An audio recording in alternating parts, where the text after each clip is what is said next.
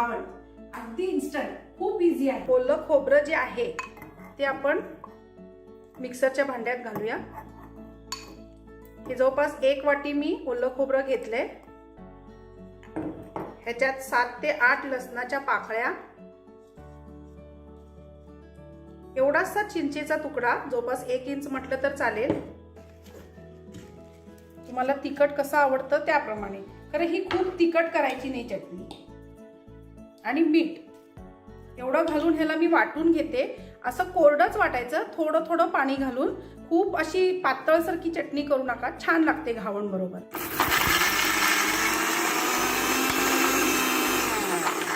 थोडं थोडं पाणी घालून आपण वाटून घेऊया.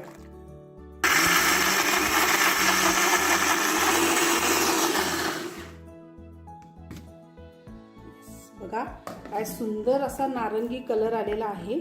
आता आपण कोकणी स्टाईल, मालवणी स्टाईल, गावाकडचा तो एक फील आपल्या घरी कायमच ठेवायला पाहिजे. आणि त्याच्यासाठी मी त्या स्टाईलमध्येच तुम्हाला घावण दाखवणार आहे. तर ह्या मटक्यामध्ये मी 1 वाटी हे तांदळाचं पीठ घालणार. आणि ह्याच्यात पाणी घालायचं आहे आपल्याला. जवळपास 2 कप तरी पाणी लागणार.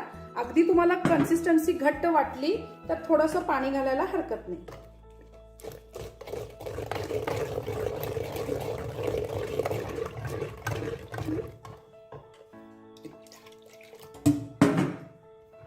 कसं असतं ना, तांदळावरती पण डिपेंड असतं. जे तांदळाचं पीठ आपण करून आणतो ना, एक तांदळाला पाणी जास्त लागतं, एक तांदळाच्या पिठाला पाणी कमी लागतं. त्यामुळे ती तुम्ही ठरवायचे. ही कन्सिस्टन्सी तुम्ही व्यवस्थित जवळनं बघा. हे पीठ तयार झालं की ह्याच्यात आपण चवीपुरतं मीठ घालूया.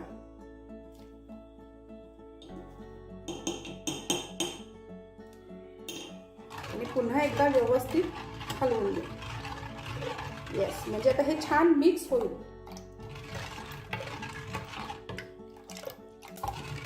याला एक 5 मिनिट रेस्ट करायला ठेवूया. तोपर्यंत मी तुम्हाला लोखंडी तवा कसा सीझन करायचा ते दाखव. हा तवा आहे भिडाचा, म्हणजेच लोखंडाचा, पण तो अनफिनिश्ड आहे, त्यामुळे ह्याला भिडाचा तवा म्हणतात. इथं मी काय करणार आहे, ही माझ्या आईची आयडिया आहे.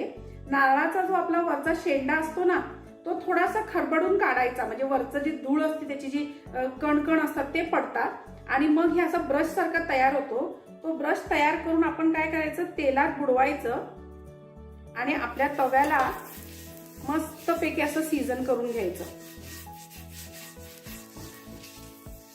आता असं तेल लावून घेतल्यानंतर आपण काय करायचं, याच्यामध्ये थोडंसं पाणी जे आहे शिंपडायचं, म्हणजे व्यवस्थित आपला तवा जो आहे तो सीझन होतो. आता ह्याच्यावर आपण काढूया आपले घावण. असं पीठ घ्यायचं आणि त्यावरती पण टाकायचं.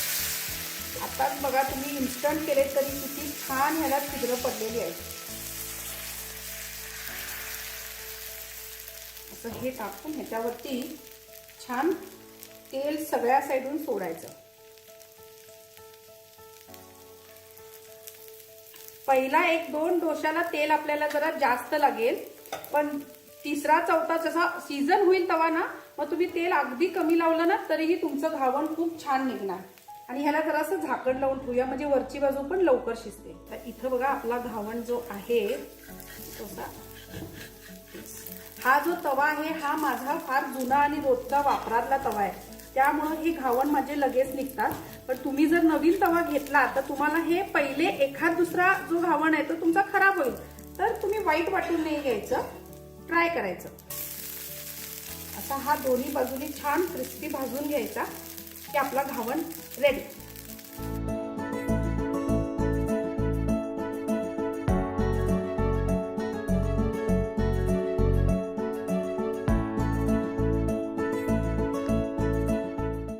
माझ्या ब्रेकफास्टची तयारी झालेली आहे.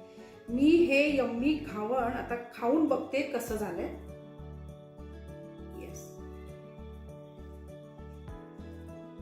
एक नंबर. तुम्ही नक्की ट्राय करून बघा. ह्याच्याबरोबर चिकनचा रस्सा, अंडा करी, तेच काय हो, माशाची आमटी सुद्धा छान लागते. आणि तुम्ही पाहिजे वाटाण्याची उसळ करा मालवणी स्टाईल, किंवा दुसऱ्या वेगवेगळ्या टाईपच्या तुमच्या चटण्या असतील त्या करा, फार सुंदर लागतं. सगळ्यांबरोबर घावण हे उत्तम कॉम्बिनेशन आहे. एकदा नक्की करून बघा तुमच्या या मेनू मध्ये कायमचा फिक्स होईल हा घावण रेसिपी. तुम्हाला जर ही रेसिपी आवडली तर तुम्ही काय करणार? लाईक, शेअर आणि कमेंट करा.